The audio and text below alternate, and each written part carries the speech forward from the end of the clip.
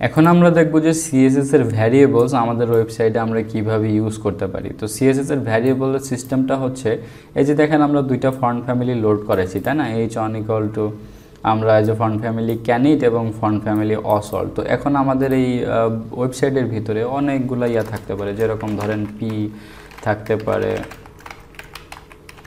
Hello something, এরপরে আমাদের ধরেন হচ্ছে স্প্যান থাকতে পারে, হ্যালো স্প্যান। তো এই যে এরকম আমরা অনেক কন্টেন্ট তো আমাদের ওয়েবসাইটে থাকতে পারে, তাই না? তো এই সবগুলা ওয়েবসাইটে ধরেন এই যে ফন্ট ফ্যামিলি দুইটা, তো এই দুইটা ফন্ট ফ্যামিলি কিন্তু আমাদের ম্যাক্সিমাম টাইমে ইউজ করতে হবে, তাই না? হয়তো ধরেন আমরা এই পিকে হয়তো আমরা ক্যানিট দিব, আদারওয়াইজ অসল্ট দিব, কারণ এই দুইটা ফন্টই তো আমাদের আছে। তো এরকম আরও কন্টেন্ট থাকবে আমাদের ওয়েবসাইটে, সবগুলোকে ম্যাক্সিমাম টাইমে ধরেন আমরা এই দুইটা ফন্ট ইউজ করতেছি।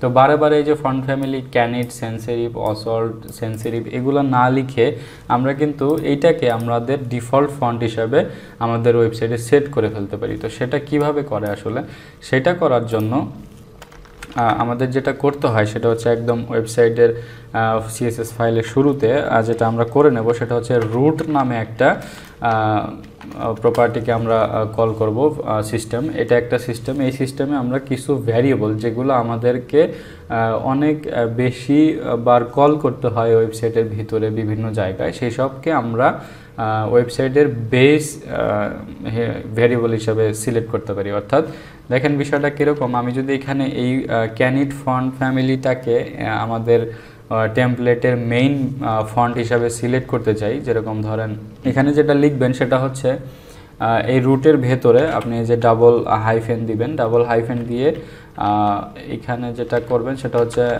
টেমপ্লেট ফন্ট এইরকম আপনি লিখলেন। হ্যাঁ, লিখে যেটা করবেন সেটা হচ্ছে এইখানে আমরা এই ক্যানিট সেন্সেরিফ এটা আমরা এখানে দিয়ে দিব, ঠিক আছে? তো এখন বিষয়টা কি যে এই যে টেমপ্লেট ফন্টের ভিতরে আমরা এই যে ক্যানিট সেন্সেরিফ দিয়ে দিলাম, সাপোজ ধরেন ওকে এখানে টেমপ্লেট ফন্ট দিলাম, এখানে দুই ধরনের ফন্ট আছে, তো আমরা দুই ধরনের ফন্টকে দুই ধরনের ইয়া করতে পারি, একটা হচ্ছে হেডিং ফন্ট আর আরেকটা হচ্ছে বডি ফন্ট, মানে প্যারাগ্রাফের জন্য যেটা হয় আর কি।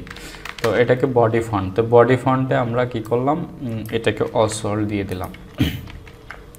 তো এই যে দুইটা ফন্ট আমরা এখানে ভ্যারিয়েবলের ভিতরে সিলেক্ট করলাম। এখন এই হেডিং ফন্ট যে ক্যানিট সেন্সেরিভ আর বডি ফন্ট যে অসল্ট সেন্সেরিভ, এটা এখন আর বারে বারে আপনাকে লিখতে হবে না, এটা একবারই আমরা সেট করে ফেলছি। এখন আমাদের যেখানে যে হেডিংগুলো থাকবে সেগুলোকে আমরা যদি বলি এটাকে হেডিং ফন্ট হয়ে যাও, আর যে বডিতে যদি পি থাকে সেটাকে যদি আমরা বলি এটা বডি ফন্ট হয়ে যাও, তাহলে সে আলটিমেটলি হয়ে যাবে। সাপোজ দেখেন এরকম। তো এখন কিন্তু আমাদের ওয়েবসাইটটা যদি লোড করি তাহলে আমাদের এই ফন্টগুলো কিন্তু আর পাবে না। আমরা ওই যে কি বলে দুইটা ফন্ট লোড করাইছি এবং এটাকে ভ্যারিয়েবল হিসাবে দিয়েছি, কিন্তু আমরা তো কল করি না যে কোনটা কি ফন্ট হবে। আমরা যদি সাপোজ ধরেন h1 এইটাকে যদি আমরা ফন্ট ফ্যামিলি দিতে চাই, এখন আমরা কোন ফ্যামিলি দিব, এটা কি, এটা একটা হেডিং না? ডেফিনেটলি এটা একটা হেডিং। আর আমরা হেডিংয়ের জন্য কোন ফন্ট ফ্যামিলিটাকে সিলেক্ট করছি, ক্যানিট, এই যে হেডিং ফন্ট। তো এইটা আমরা লোড করাবো। ফন্ট ফ্যামিলি কিভাবে লোড করব, ভ্যারিয়েবল দিয়ে এইখানে ভ্যারিয়েবলের নামটা দিয়ে দেব, ঠিক আছে? ফন্ট ফ্যামিলি কোনটা দিয়ে দিছি, হেডিং ফন্ট, এই যে হেডিং ফন্টটা আমরা দিয়ে দিছি, তাই না?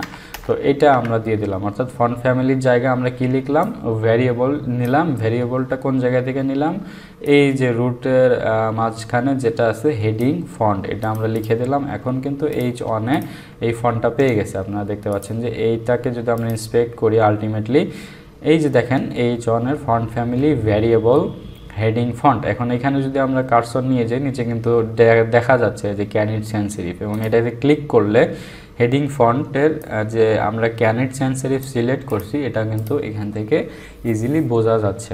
এরপরে ধরেন আমরা কালার সিলেক্ট করব। হ্যাঁ, কিভাবে ধরেন এটা ধরেন হচ্ছে প্রাইমারি কালার, আমরা সাপোজ ধরেন রেড দিয়ে দিলাম।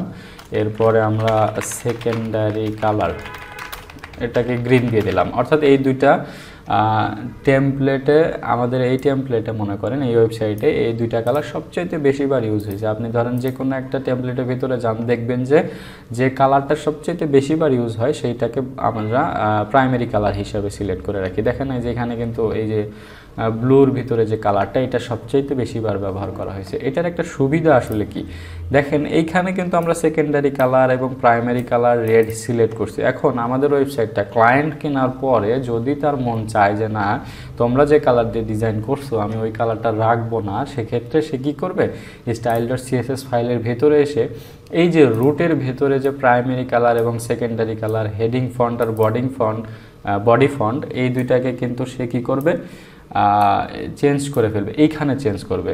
আদার যে আমরা নিচে তো ধরেন অসংখ্য ফাইল লিখি তাই না, একটা ওয়েবসাইটে দেখেন অনেক থাকে, কোড থাকে, তো এর নিচে দেখা যাবে যে 4000-5000 লাইন হয়ে যাবে আমাদের এখানে। তো আলটিমেটলি ক্লায়েন্ট কি খুঁজে খুঁজে বের করবে যে কোথায় আপনি কালার রেড ব্যবহার করছেন, কোথায় আপনি কালার সেকেন্ডারি গ্রিন ব্যবহার করছেন? ডেফিনেটলি এটা না, এটা একটা রং ওয়ে।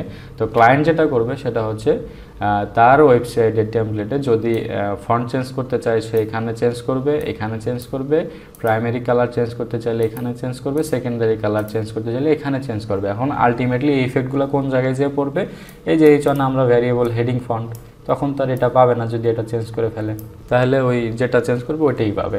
তো এটা হচ্ছে, এটাকে বলা হলো ফ্লেক্সিবল করা আর কি, ক্লায়েন্টের জন্য টেমপ্লেটটাকে কাস্টমাইজেবল করে ফেললেন আপনি, ঠিক আছে। তো এই সিস্টেমটা আপনার টেমপ্লেটে আসে মানে আপনার টেমপ্লেটটা কাস্টমাইজেবল, অনেক বেশি কাস্টমাইজেবল, মানে ক্লায়েন্ট ইচ্ছা মতো অনেক কিছু চেঞ্জ করতে পারে। তো ডেফিনেটলি এই জিনিসটা আমাদের লাগবে প্রজেক্টে করার সময়, আমরা এটা ডেফিনেটলি ব্যবহার করব। তো এটা আপনারা একটু প্র্যাকটিস করবেন। তো প্রথমে যেটা করবেন সেটা হচ্ছে যেসব কমান্ডগুলো আমাদের সবচেয়ে বেশি লাগবে সেটা করবেন, একটা কোলন দিয়ে রুট লিখবেন, অর্থাৎ এইটা হচ্ছে মেইন, এখান থেকেই আমরা সবগুলা জিনিস কল করে করে আমরা কাজ করব। তো সাপোজ ধরেন আমরা হেডিং ফন্ট ডাবল একটা হাইফেন দিয়ে হেডিং ফন্ট দিলাম, হচ্ছে আমরা কি দেব হেডিং ফন্টে, ক্যানিট, ঠিক আছে। আমরা এই যেখানে ক্যানিট sans serif, ঠিক আছে, এটা হচ্ছে আমাদের হেডিং ফন্ট। এবং এরপরে আমরা হচ্ছে বডি ফন্ট, আমরা কি দিব, বডি ফন্টে দিব হচ্ছে অসওয়াল্ড sans serif।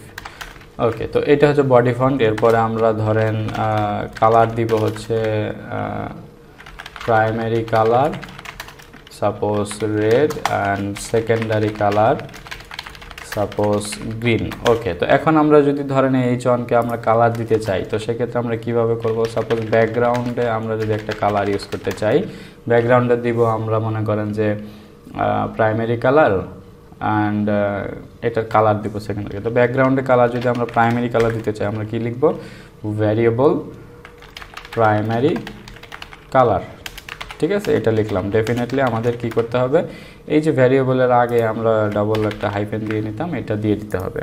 তো এখন এইটা করার পরে দেখেন এখানে প্রাইমারি কালার কিন্তু ব্যাকগ্রাউন্ডে চলে আসছে, তাই না। তো এটা কোন জায়গা থেকে আসতেছে, এই যে ব্যাকগ্রাউন্ড কালার প্রাইমারি কালার আমরা এখান থেকে সিলেক্ট করছি। তো এরপরে আমরা এইটার যে টেক্সটের কালারটা সেটা যদি আমরা দেই ভ্যারিয়েবল সেকেন্ডারি কালার, তাহলে কি হবে, টেক্সটের কালারটা লাল হয়ে যাবে বা গ্রিন হয়ে যাবে, যে এরকম। তো দেখেন, তো এই যে আমরা ফ্ল্যাগটা তৈরি করছিলাম তাই না, এই ফ্ল্যাগের এইখানে ধরেন আমাদের ব্যাকগ্রাউন্ড কালার গ্রিন দেওয়া আছে এবং এটার কালার রেড দেওয়া আছে। তো এটা আমরা এখন আর না করে কি করব, ভ্যারিয়েবল সেকেন্ডারি কালার এবং এইখানে ভ্যারিয়েবল প্রাইমারি কালার, ঠিক আছে। তো এই যে এইভাবে আমরা কিন্তু এটা কিন্তু আর চেঞ্জ হবে না, ওইরকমই আছে, কারণ কোন জায়গা থেকে পাচ্ছে, সব ওই আমাদের ভ্যারিয়েবল থেকে পাচ্ছে। তো এইভাবে আপনারা প্র্যাকটিস করবেন যে কিভাবে এই সিএসএস এর এই কমান্ডগুলো, বেসিক যে কমান্ডগুলো চেঞ্জ করলে টেমপ্লেটের কালার চেঞ্জ হবে, ফন্ট চেঞ্জ হবে। তো এই বিষয়গুলো আমরা ভ্যারিয়েবলে রাখবো এবং ভ্যারিয়েবলে রেখে এইগুলাকে আমরা এইভাবে কল করে প্র্যাকটিস করব।